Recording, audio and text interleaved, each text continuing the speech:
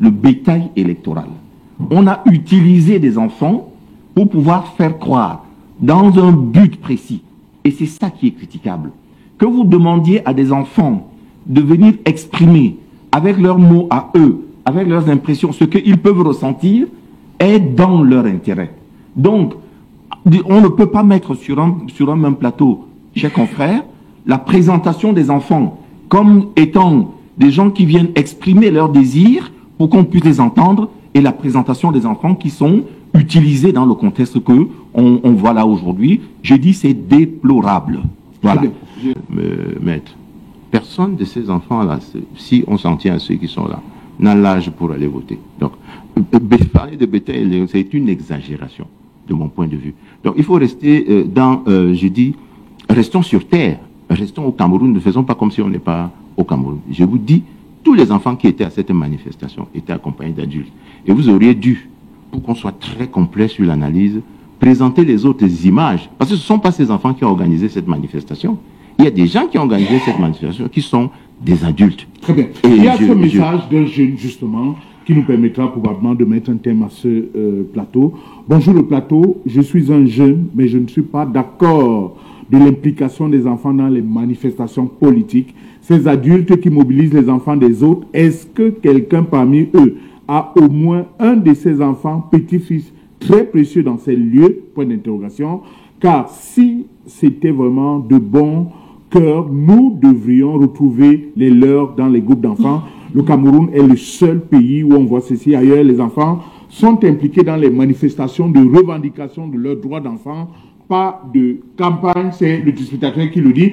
Je dis simplement que, très souvent, je vais essayer de me répéter en espérant être un peu plus clair. Très souvent, la position, la posture que M. Bengono peut avoir peut parfois être mise en sourdine au profit de ce que l'honorable Bengono peut vouloir avoir à défendre.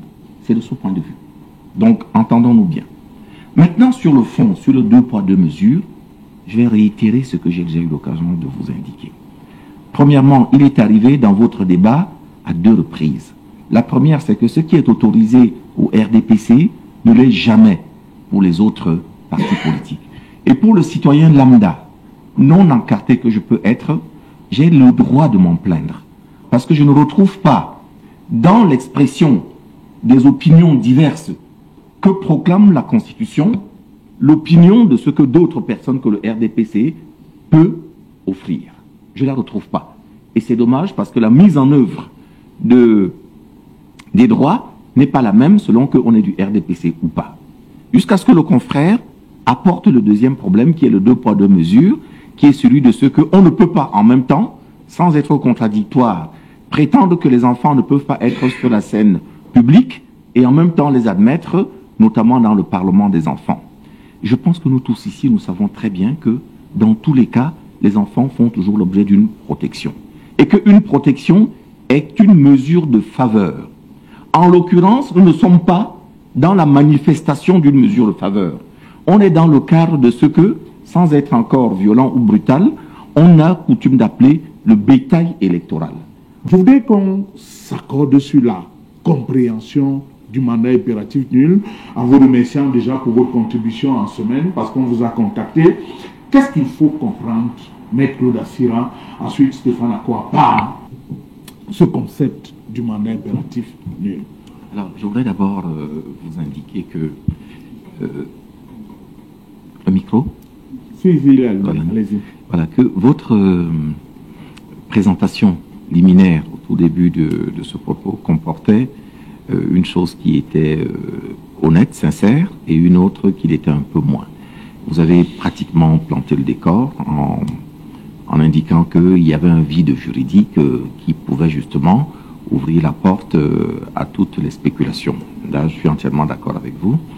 Mais je pense que là où vous avez eu un peu tort, c'était de nous présenter tous comme étant des experts.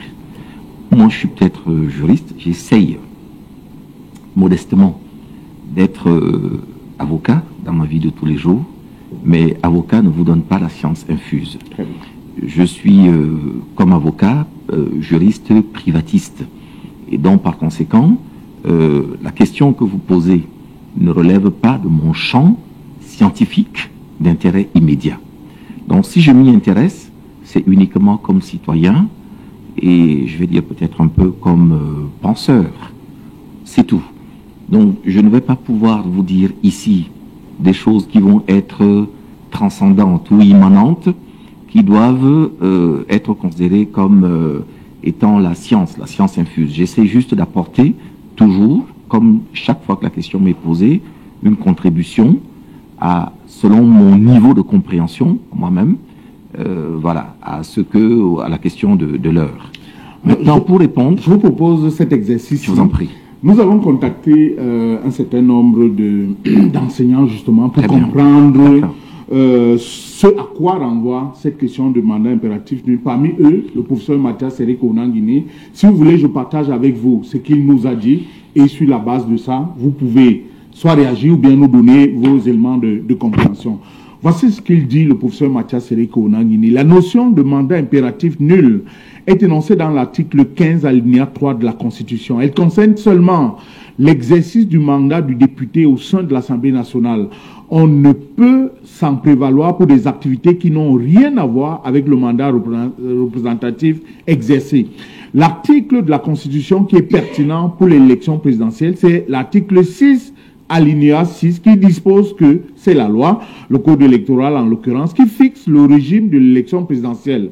Ce sont donc les dispositions de l'article 121 du code qui s'appliquent. C'est le code électoral, pas la Constitution qui organise le régime de l'élection présidentielle. Un parti ne peut donc se prévaloir d'élu qu'il n'a pas investi pour le représenter dans des élections municipales, régionales, sénatoriales et législatives en vue d'investir lui-même un candidat pour l'élection présidentielle. On ne peut considérer que ce parti qui ne s'est présenté à aucune élection respecte les conditions posées par le code électoral pour les candidatures à l'élection présidentielle. Voilà ce que dit le professeur Mathias Sereko Onanguiné, juste pour partager avec les téléspectateurs et vous-même. Maintenant, qu'est-ce qu'il faut comprendre par ça? Que lorsque une personne a été élue, elle est susceptible d'avoir deux formes de mandat. Ça peut être soit un mandat représentatif, soit un mandat impératif.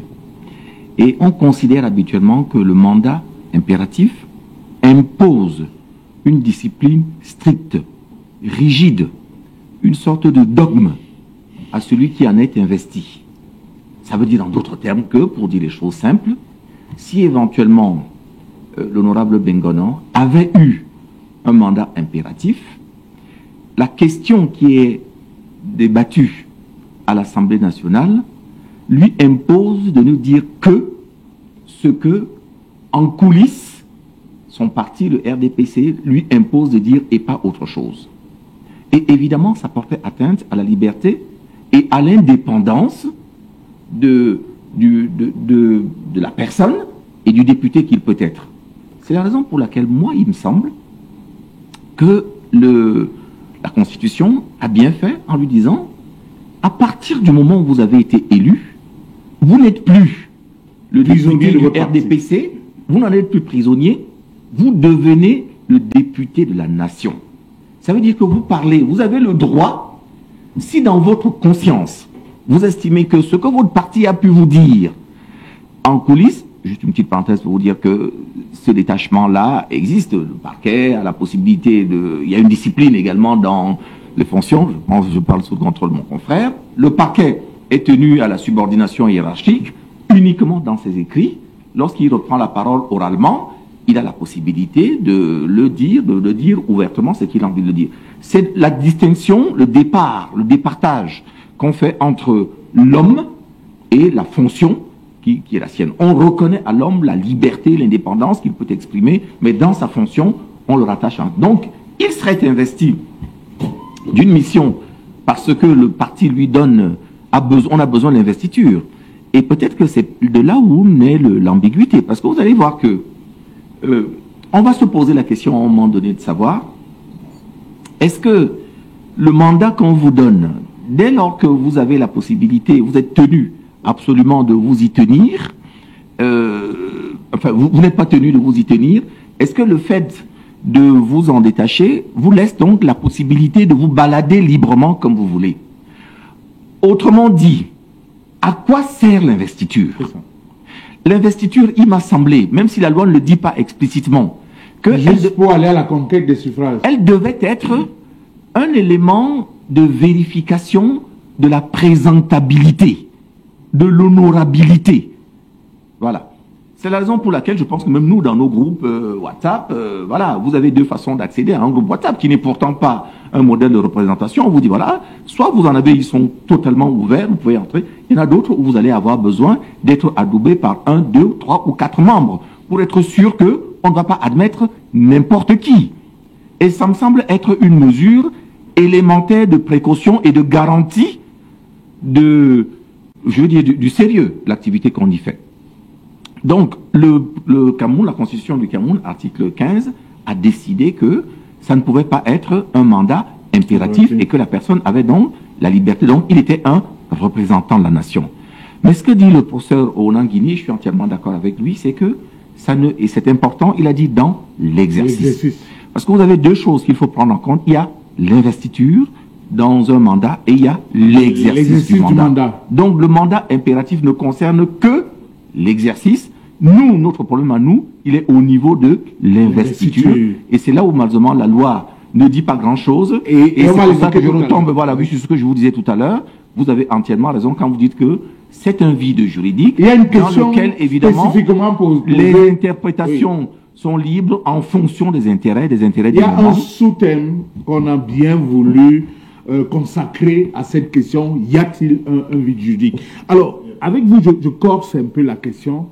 Pourquoi ce qu'énonce la loi, qui est semblée faciliter la compréhension, semble ambiguë, ou du moins, pourquoi la question de la nullité du mandat impératif semble poser problème, Stéphane Accord? Bon, comme Claude, j'évite de me poser en expert. La preuve, c'est que les experts, on les réunit en état généraux, pas en conclave, et ça ne donne rien, un grand n'importe quoi. Je ne voudrais pas être toujours pris dans du grand n'importe quoi. Ça peut être détestable, surtout à mon âge. Donc évitons l'expertise, comme Maître Assira, je parle en citoyen et j'essaye de faire agir ma conscience, et si j'en ai un peu, mon intelligence. Deuxièmement, j'ai un très sérieux problème avec l'intitulé de ce thème-là.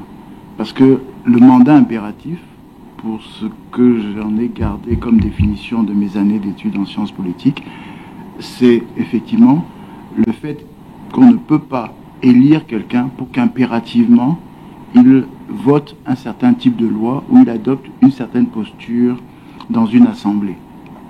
Et donc c'est proscrit, et c'est proscrit depuis très longtemps, évidemment, parce que notamment on pensait ainsi se protéger de certains lobbies, vous savez, l'influence des lobbies pharmaceutiques ou militaro-industriels qui pourraient faire élire des députés en leur demandant impérativement de voter tel type de loi. Mais ce concept se heurte à la réalité de la vie parlementaire, qui est qu'une fois élu, le représentant de la nation vote en son âme et conscience. Et il est représentant de la nation. Il est élu d'une circonscription. Donc des électeurs l'ont choisi, lui, après que son parti l'ait désigné, pour aller défendre une certaine politique à l'Assemblée. Mais une fois qu'il est à l'Assemblée, il est là pour parler de la République tout entière et donc de prendre en considération les situations au-delà de celles qu'il connaît dans sa circonscription d'origine. Donc il y a cette ambiguïté à laquelle il faut rajouter plus qu'une ambiguïté, le fait qu'il y a ce qu'on appelle la discipline du parti, qui fait que quand le parti... La discipline du parti, c'est un principe interne aux formations politiques. Oui, mais c'est la Constitution qui, elle, est supra. Non, c'est un impératif, parce que cela fait au bout d'un moment qu'un député, sur un sujet, ce n'est peut-être pas le cas au Cameroun parce que le RDPC a une très large majorité, mais on l'a vu dans certains pays où si tout le monde ne vote pas cette loi-là dans le groupe parlementaire donné, l'opposition pourra réunir plus de voix et emporter la décision sur cet élément-là. Donc ça c'est juste pour dire que la question, à mon avis, elle se rapporte à la discussion sur le fonctionnement de nos assemblées. Et je ne pense pas que c'est ce que vous ayez souhaité, que l'on discute du fonctionnement des assemblées. Maintenant, de savoir comment on devient candidat, ça c'est une autre question. Tout à fait. Et on peut en On va parler. en parler justement. Alors, à l'honorable Issoumba Bengbono, on a justement la chance d'avoir non seulement un militant, mais qui puisait appartient à la chambre où on légifère. La question simple que je vous pose, c'est quid de la ligne de démarcation entre cette notion du mandat impératif nul et sa lisière avec la discipline interne du parti? Bon. Je crois que vous aurez gagné à bien lire la Constitution. Article 3 de la Constitution, les partis et formations politiques concourent à l'expression du suffrage. Voilà. Ça, c'est très avant l'article 15. Vous aurez également vu à l'article 2 que la souveraineté nationale appartient au peuple, qu'il exerce par le président de la République et le Parlement. Ça veut dire quoi? Et là, vraiment, les jeunes qui nous regardent, qui sont des étudiants, moi j'ai eu la chance d'être l'étudiant du professeur Joseph Owona pour le droit constitutionnel. Le mandat impératif s'oppose au mandat représentatif. Pourquoi? Selon Rousseau, la souveraineté peut être populaire. À ce moment-là, le mandat devient révocable. Et lorsqu'elle est nationale, le mandat n'est pas révocable. Et toutes les grandes démocraties ont abandonné la souveraineté populaire parce qu'elle ne donnait pas justement la liberté aux partis politiques qui sont convoqués dans le fonctionnement de l'Assemblée et des parlements de fonctionner à peu près convenablement. Vous avez vu récemment en France, on a demandé à des députés représentant la nation de s'engager à ne pas censurer un gouvernement si parce que ce gouvernement insère dans les projets de loi un certain nombre de dispositions. Pourtant, nous sommes en plein mandat représentatif. Ça veut dire quoi? Ça veut dire que vous ne pouvez pas exclure le fait majoritaire du fonctionnement de ce que vous appelez le mandat. Autrement dit, un parti majoritaire se retrouve... Abandonné complètement? Non, pas abandonné. Lui. Pas abandonné, il se retrouve en situation... Surtout si ce fait majoritaire est cohérent avec la majorité présidentielle, comme dans le cas du Cameroun, où l'initiative des lois appartient concurremment au président de la République et au Parlement, vous vous retrouvez pratiquement dans une cohérence institutionnelle qui facilite les choses à la fonction exécutive. Ça, c'est le premier point. Le deuxième point, c'est que nulle part l'article 6, alinéa 6 de la Constitution, qui parlait du régime de l'élection présidentielle, ne renvoie à la question du mandat. Je vois la préoccupation qui est la vôtre, c'est-à-dire tendre la perche à un parti politique qui n'a pas voulu assumer sa responsabilité constitutionnelle consacrée par l'article 3, à savoir l'expression des suffrages. Et ce parti a mis dans la tête des gens que le député a un mandat impératif, article 15, ce qui est tout à fait vrai. Le député n'a pas de mandat impératif. Il est un mandat. La seule chose qu'un député camerounais puisse faire pour un candidat qui veut être investi, c'est de lui donner une lettre de parrainage, qui n'est pas un bulletin de vote, mais qui est l'exercice d'une mission de service public. Exactement comme si vous donniez au maire la possibilité de signer une copie d'acte ou un extrait de naissance. Moi, j'ai toujours dit au président du MRC, venez me voir. Je vous Vous avez eu des discussions? Non, j'ai dit à ces militants,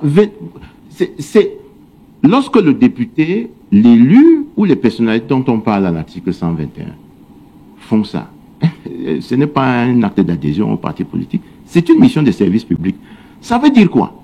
Ça veut dire que ceux qui veulent être candidats doivent bien lire cet article. Si vous n'avez pas un parti qui a des élus, l'alinéa 2 vous donne la possibilité de recourir vers ceux qui ont donc reçu des mandats, notamment les conseillers municipaux, les conseillers régionaux, les députés, les sénateurs, pour qui vous donnent cette lettre. Et vous avez bien fait de lire que on ne peut donner une lettre de parrainage qu'à un seul candidat en one shot, oui. C'est-à-dire une seule fois. Donc, le mandat impératif n'a rien à voir Avec la d'ailleurs, possibilité... le mandat impératif est d'autant plus nul que la seule possibilité, et c'est pour ça que j'ai dit à mon cher collègue Nietzsche que on ne siège pas à l'Assemblée nationale par adhésion. C'est-à-dire que le processus électoral est fait de telle sorte que des partis investissent des candidats à des consultations, suffrage universel ou suffrage universel indirect, et ces suffrages sont exprimés en sièges. Et c'est la répartition des sièges qui dit qui est ainsi. Nietzsche a démissionné du SDF, mais le SDF va garder ses 5 sièges. Tout à fait. Parce que le FCC qu'il a créé n'a jamais investi des candidats à l'élection de 2020. Donc, vous voyez que nous sommes dans une fabrication De l'opinion. J'aurais souhaité que l'un des grands défenseurs de cette histoire de mandat impératif, d'adhésion, mandat représentatif dont le député peut... C'est faux. Il nous a fui à un débat ici il y a 2 semaines, j'étais avec vous. Moi, j'aurais souhaité qu'il soit là et qu'il explique aux gens. Parce que ce n'est pas une question de parti, c'est une question de responsabilité politique. Très bien. Et je conclue en disant que les 18 partis politiques qui peuvent investir ont ce qu'on appelle la capacité juridique. C'est-à-dire que si vous n'avez pas cette capacité-là, vous ne pouvez pas investir un candidat au terme de l'article 121 alinéa 1er.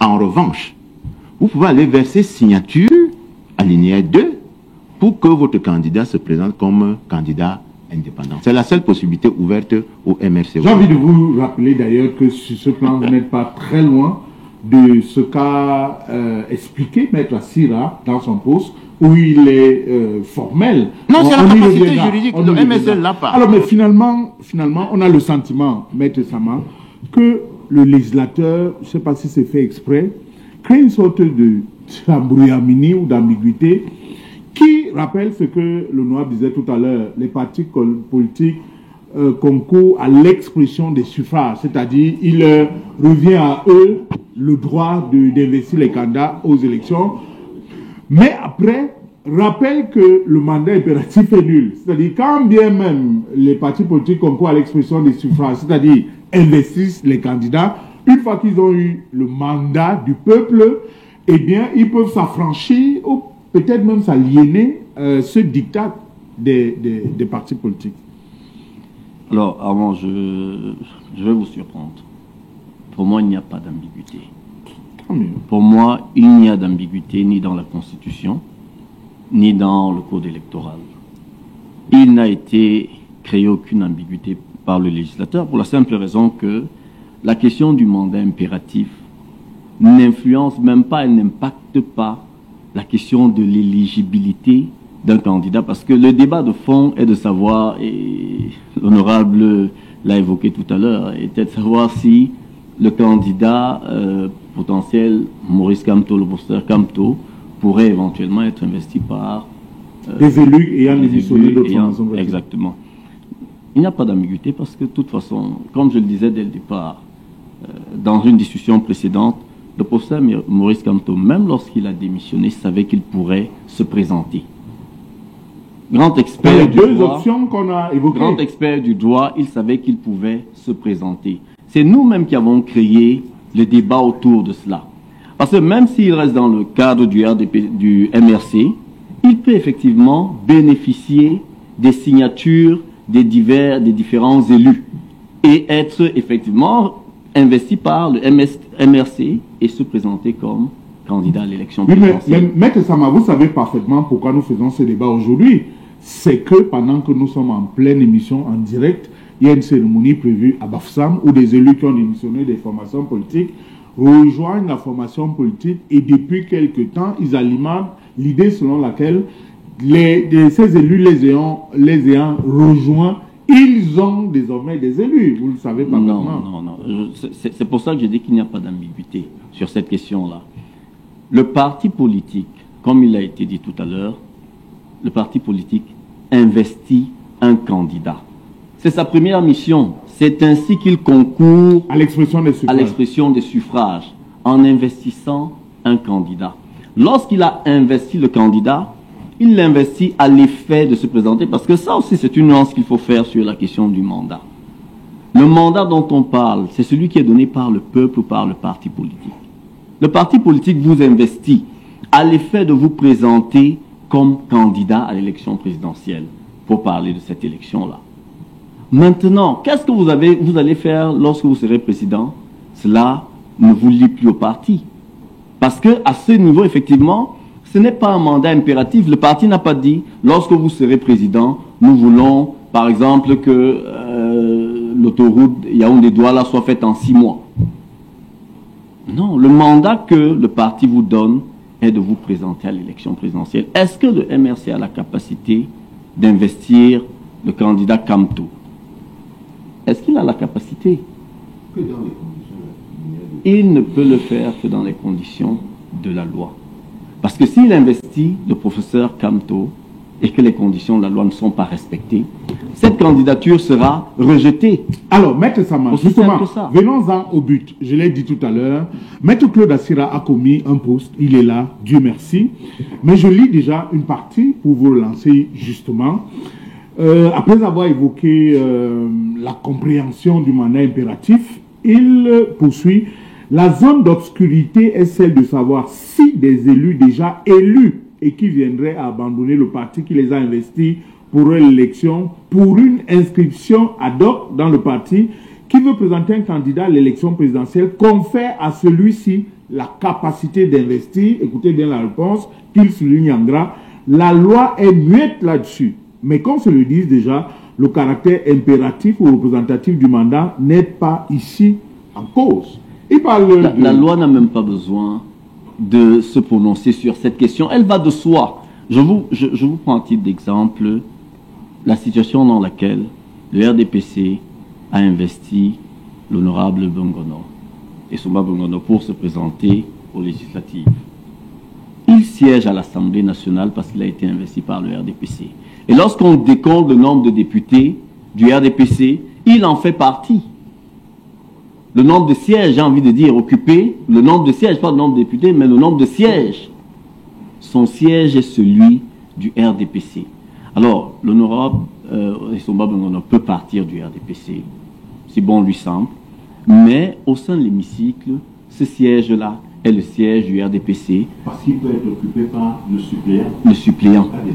Exactement. Vous comprenez donc que le siège reste celui du RDPC. Maintenant, si d'aventure l'honorable Soumba Bongono s'en va au MRC, on ne sait jamais. S'il s'en va au MRC, est-ce que pour cela, au niveau de l'hémicycle, on va considérer que le MRC a désormais un siège à l'Assemblée nationale? Que non. Parce que la première condition que pose la Constitution, qui est la loi fondamentale, c'est que le parti politique concourt à l'expression du suffrage. Oui. Et la loi de 90 sur les partis politiques parle de l'investiture, parle de l'organisation interne des partis, qui passe par l'investiture. Est-ce que le MRC a investi un candidat qui siège, qui occupe un siège actuellement à l'Assemblée nationale? Que non. Que non. Donc, l'honorable Nietzsche pourrait aller d'un parti à un autre. Le siège qu'il occupe est enregistré comme étant un siège du SDF. Maintenant, sa représentation, j'ai envie de dire sa représentativité, quant à elle, c'est un autre débat. Parce que, comme on le disait en début de propos, en début de traitement de ce thème, vous savez, la question du mandat impératif, comme beaucoup de choses, a été importée.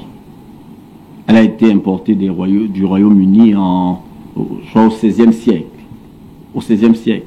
Parce que là-bas, on se rendait compte que les élus portaient généralement les préoccupations du peuple vis-à-vis de l'aristocratie dirigeante. Et lorsque le peuple avait l'impression que sa voix n'était pas suffisamment portée, il révoquait, autant pour moi, il révoquait le mandat qu'il avait donné à ces élus-là. Et on s'est dit qu'on se trouvait dans une insécurité totale, parce que si le peuple est à même de révoquer le mandat qu'il a donné, par exemple, à l'honorable Soumba Bongono, ça veut dire qu'au sortir de cette émission, s'il a tenu un propos pas du tout intéressant, on lui retire ce mandat et là, il n'est plus député. Ce qui est quand même une source d'instabilité politique à n'en pas finir. Très bien. Vous me donnez la possibilité justement de poser la question. Peut-être qu'on verra pour la première fois dans le déroulement de l'émission les deux avocats ne pas partager le même point de vue. Pourquoi vous semblez créditer la thèse d'un vide juridique? Alors, je voudrais apporter une petite précision. Dans la question que vous avez reprise, je parle d'élus. Tout à fait. Mais on a corrigé, je pense que je pourrais corriger, ce n'est pas que des élus, ce sont des représentants. Parce que si vous prenez en compte, par exemple, la Chambre haute du Parlement, qu'est le Sénat, il n'y a pas que des personnes qui sont passées par le suffrage, qui ont été élus, donc ils sont des représentants.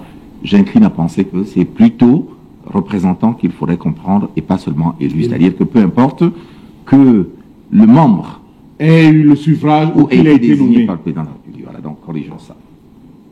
Maintenant, moi je pense qu'il y a un vide juridique, de mon point de vue, parce que si on vous parle de... Quand la loi a voulu dire quelque chose, elle a dit de façon explicite. Et elle a parlé alors qu'elle n'y était pas tenue.